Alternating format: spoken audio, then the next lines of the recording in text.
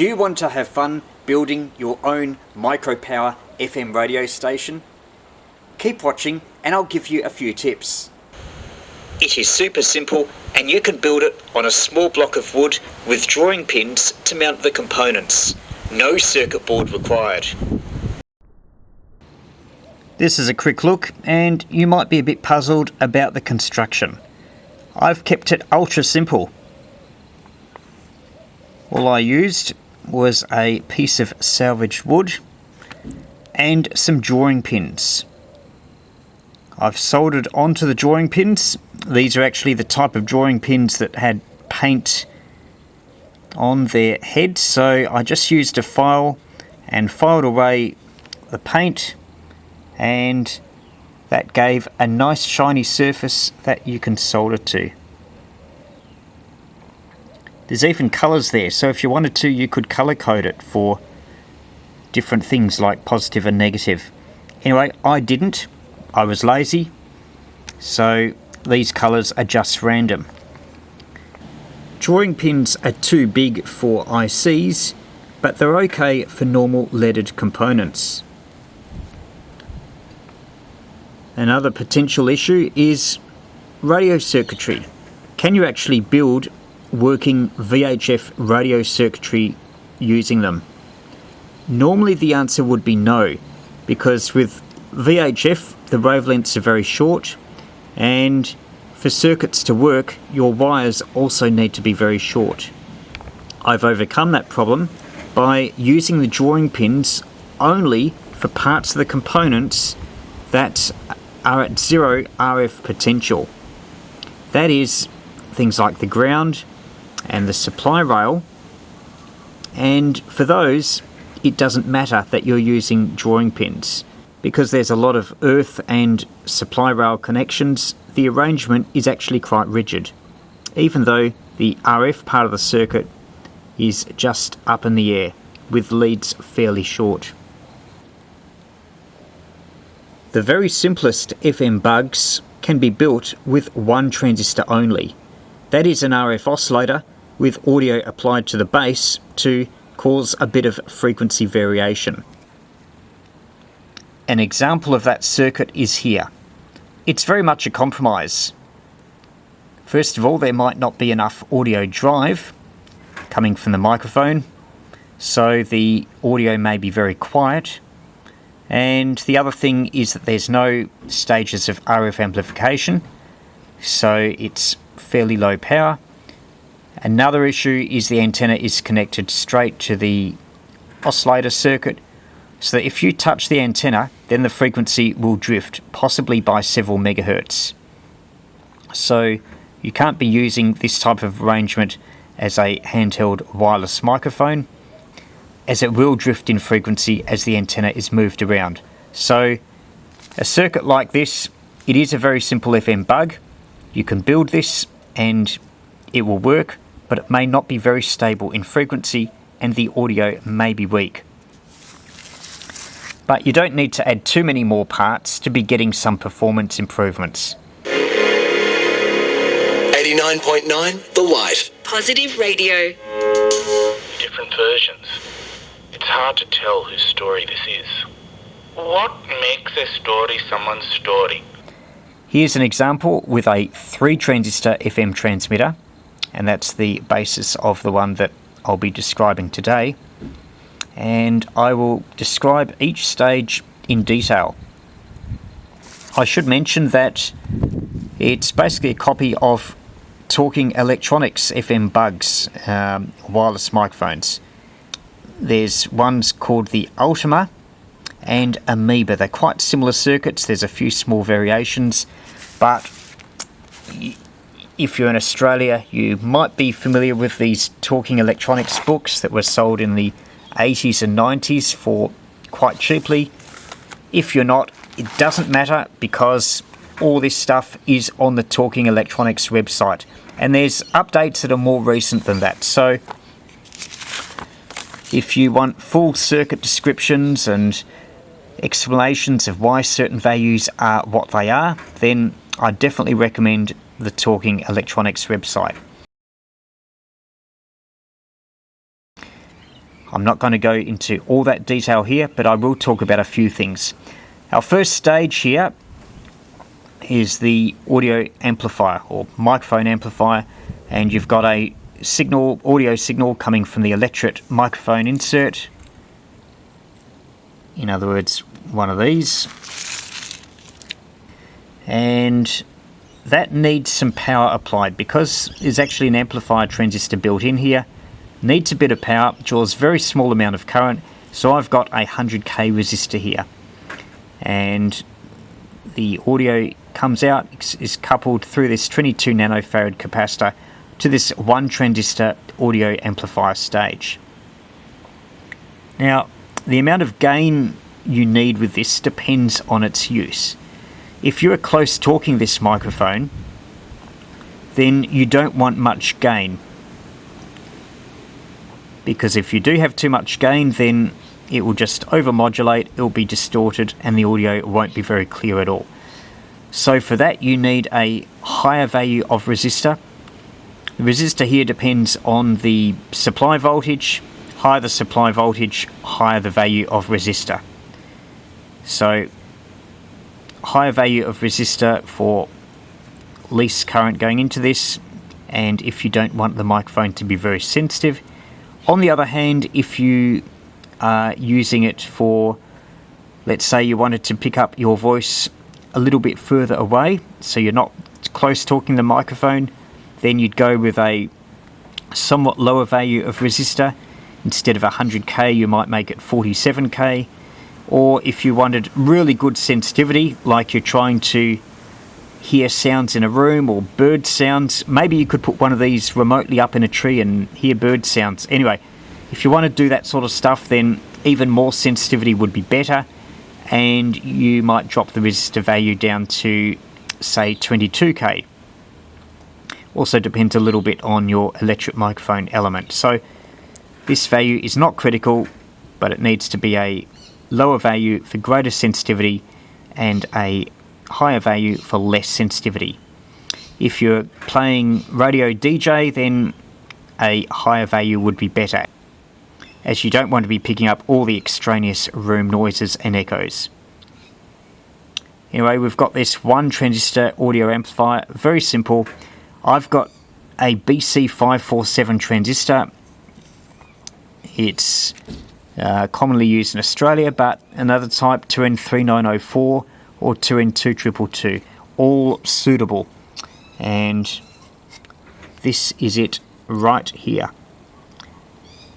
With the BC547 pinout, might be a bit hard to show you, but if you look at it there, you've got the collector, base normally in the middle, and then the emitter.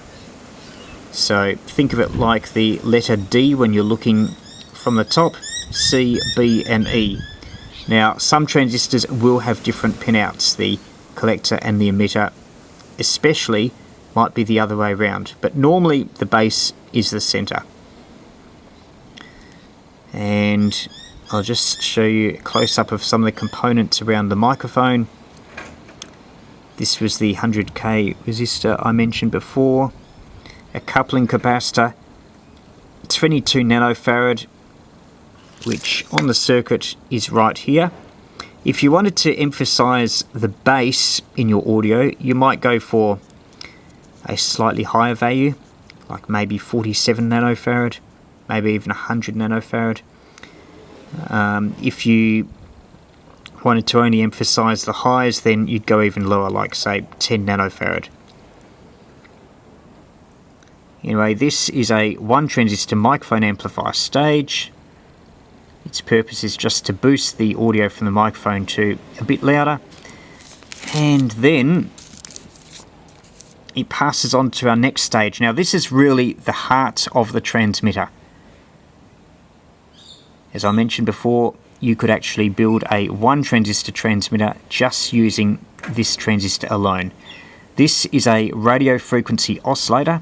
It generates a signal in the 88 to 108 megahertz range, so it's VHF, and that's a frequency that can be picked up on an FM broadcast receiver. So again, one transistor, similar to transistor to before, BC547, 2N3904, 2N2222. But the difference is that it has a tuned circuit. That tuned circuit is set to the frequency you want to transmit on. I use 33 picofarad here. That's a disc ceramic capacitor. I'll point to that here. It's just where my thumb is pointing. And you'll see right in parallel with it is a coil of wire. That's 6 turns of wire, 3mm in diameter, so I round it on a screwdriver. And this parallel tuned circuit sets the frequency of this oscillator stage. If you wanted to vary the frequency, then you could either use a variable capacitor, often called a trimmer capacitor, instead of this fixed capacitor, or you can do as I do and have a fixed capacitor and just press on the turns of the coil, and that will shift the frequency a little bit. And you will need to do that to avoid transmitting over the top of a station. So if you just very gently press the turns of the coil in, that will increase the inductance, which will lower the frequency, or if you want to raise the frequency, just pull the turns out a little bit.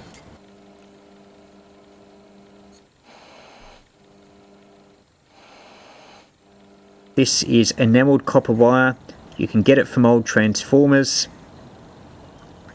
This is probably about 0.3, maybe 0.4 millimeter diameter.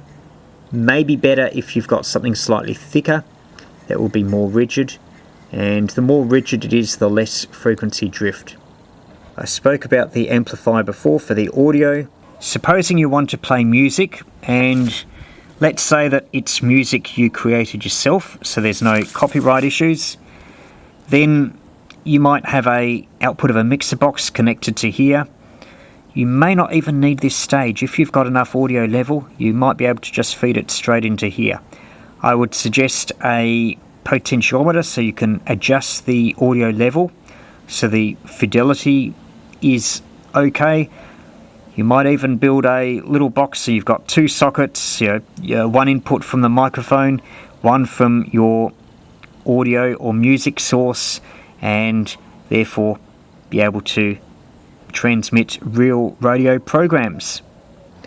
This stage is an oscillator which, as I mentioned before, operates on the FM broadcast band around 100 MHz. As well as the tuned circuit, the thing that makes an amplifier an oscillator is something called feedback, or positive feedback. That's when you are feeding some of the signal from the output through to the input, and the whole thing becomes self-sustaining and it oscillates. You might be familiar with audio feedback when you move a microphone next to a speaker on an announcement system, then you get this howling, and that is audio feedback.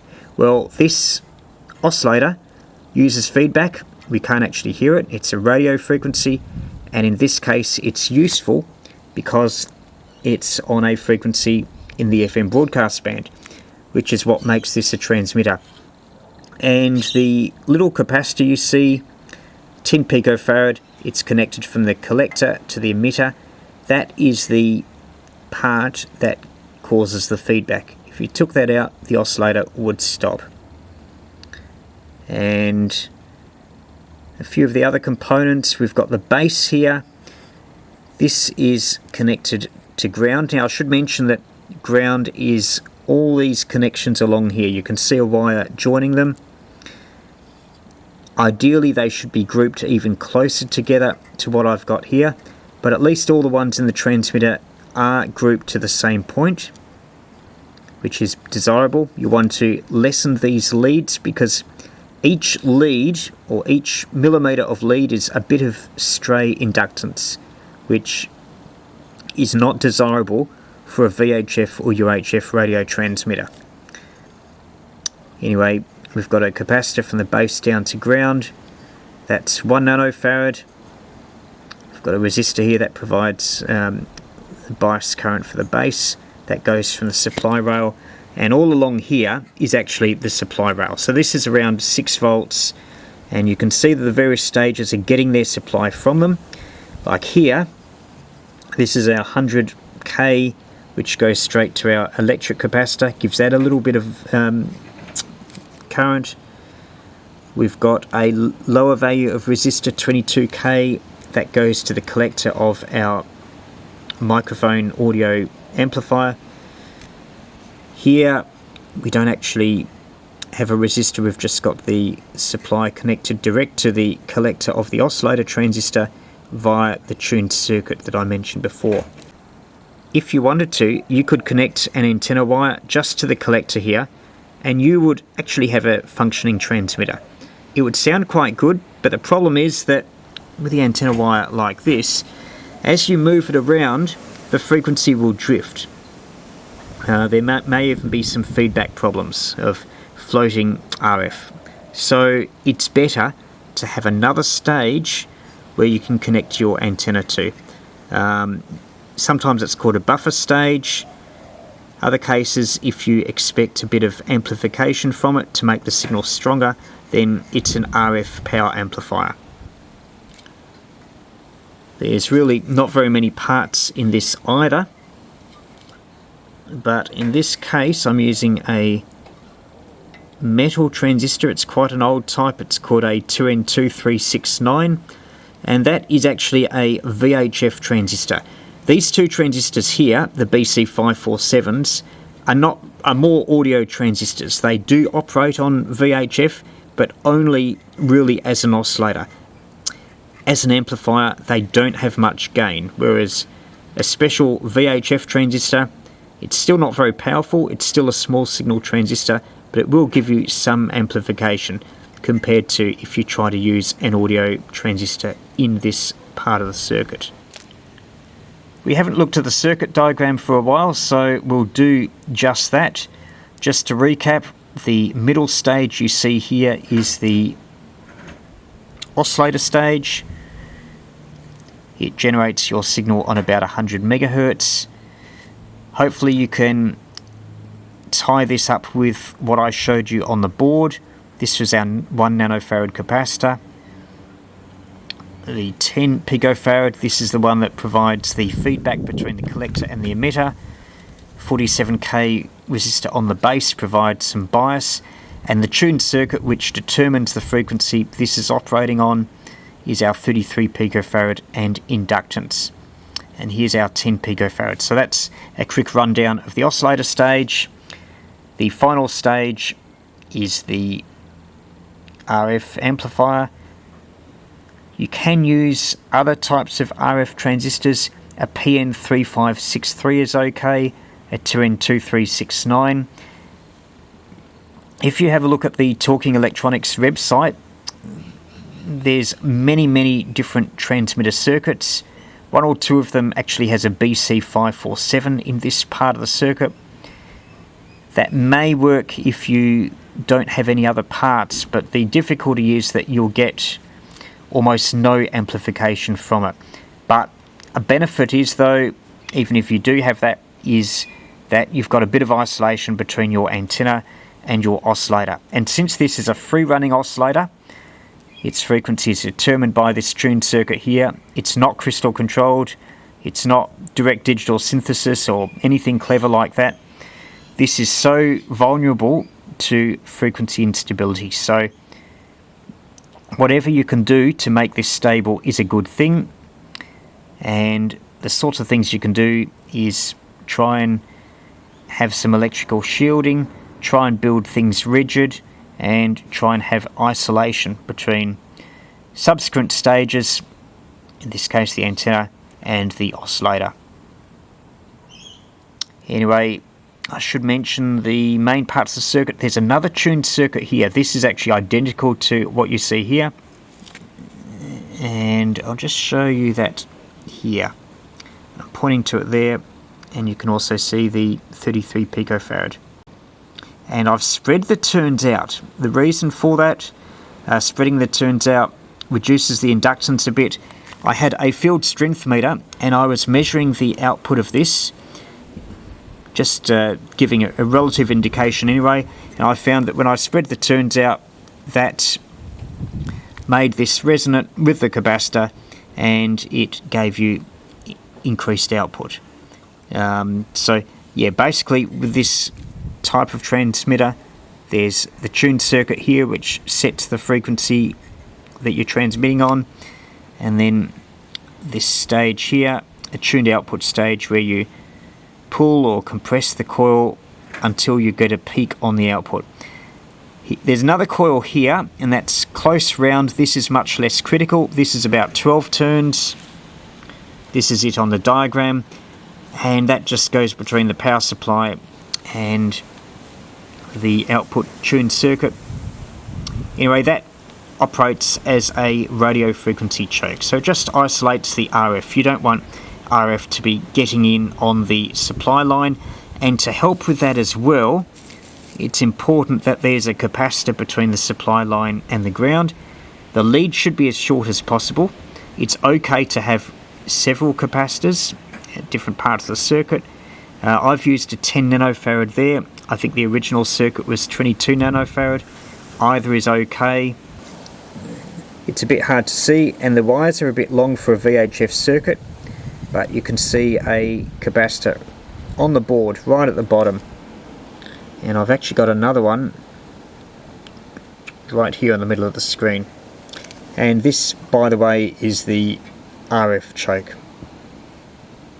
If it was an HF circuit, it would be on a ferrite toroid or even pre-round, but in this case it's VHF, so you can just have lots of turns of wire just on air, and that's self-supporting.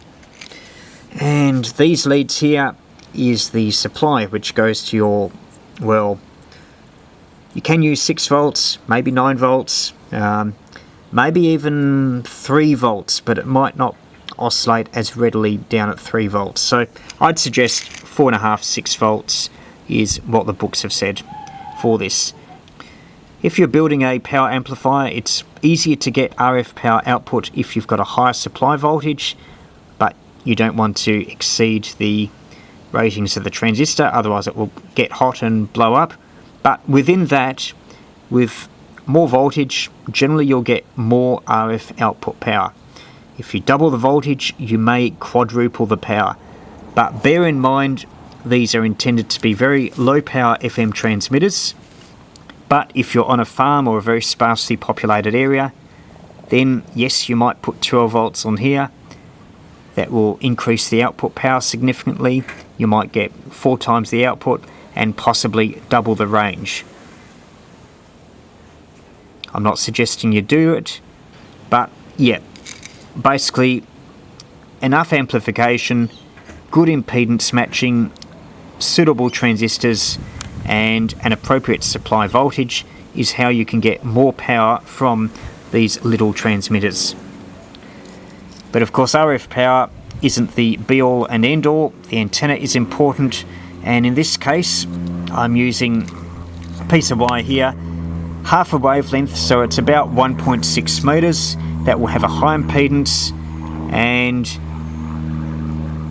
in this case you could connect it straight to the collector of the output stage, but I would suggest that you have a coupling capacitor around 1 nanofarad. It's not all that critical. The reason for that is that if you trace the circuit, you've got coil here, another coil here.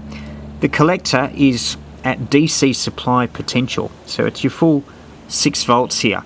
And if you short circuit this antenna on something, then you've got DC here, so you might get sparks and arcs and you might damage something. So better to keep DC off antenna leads. So I've just got a little coupling capacitor here, 1 nanofarad, it passes RF, doesn't pass DC, so just a little precaution there. And of course the other thing apart from your antenna is the placement of this. If it's high, if it's in the clear, then you'll get much more range than if you're using this indoors and there's lots of other buildings around you. a modification to make it easier to change the transmitter's frequency. That's really important, especially if you are in an area with a lot of FM stations. It can be difficult to find a clear spot on the dial. I've added, near where my thumb is, a beehive trimmer that goes from about 5 up to 25 picofarad. This is the best type of trimmer capacitor to use because it's got a thread and it's much easier to tune than with other types of trimmers where you need a screwdriver. The capacitor in parallel, you might be able to see, instead of being 33 picofarad, it's 15 picofarad, and I've kept the coil the same. With this, you should be able to tune the transmitter over quite a wide part of the FM broadcast band. As for where I got this from, well, this is one of the old Talking Electronics books by Colin Mitchell, who's actually not very far away from here and ran a business and shop for many years. Talking Electronics website still going, still stuff being added quite recently, so check that out, Talking Electronics. And these books are very good. A mixture of articles and stories, and the Amoeba here is pretty much identical. In fact, I got this transmitter circuit off the Amoeba. There's only small variations, like if you compare the circuits in this book versus the Talking Electronics website, maybe there's been some refinements, so slight differences there. And it covers similar ground to what I've talked about, but in a lot more detail. Like this talks about the different resistors that you need in series with the electric microphone. That changes your sensitivity. And here's your stages, the 3 stages the same. Your microphone preamp, the RF oscillator, and your power amplifier stage. And there's your antenna. And this claims 400 meters, and that's with only 3 volts. So, you know what I said before, remember that potentially if you increase the voltage, you increase the RF power output, and you're likely to increase the range. Of course, different countries have different rules in relation to the use of the FM band. If you're an amateur, one possibility is to have a few more turns on the coil, then you could convert it to, say, 70 megahertz or 50 megahertz. Some of these bands are a bit narrow, so just make sure that you don't stray out of those bands, but that's a possibility. Now, there's a very detailed construction here because this was built on a printed circuit board, and there's the completed bug there using 2 AA batteries. So, yeah, a lot of different little transmitters and things in these books. And a bit of theory as well. A lot of the applications were for security, so they are a bit more sensitive than if you're using it just to play around as a bedroom FM radio transmitter. I've discussed the resistor here in series with the microphone, so you can change that. I met her at children's school. I told her, why don't you come home? If you don't want to live as a husband, don't. It's hard to tell whose story this is. We are the stories we tell each other and ourselves. Knowing my aunt's name, Mohana, We're now 2 blocks and the signal is still really strong. even as she still feels just out of reach, with so much still left unsaid. The Skeptic was written, produced and presented by Sunil Badami. Then hip-hop has become the dominant force in music. and women have been strong in the scene since the beginning. Its origins in the Bronx in 1973, to its growth and explosion in the 80s and 90s, to becoming the dominant force in music and culture today.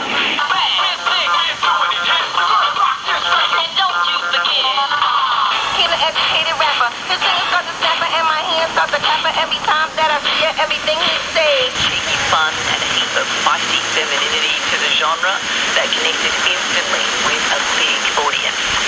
Here's Salt and Pepper on an ABC TV interview about tackling gender in a responsible, positive and sometimes hilarious way.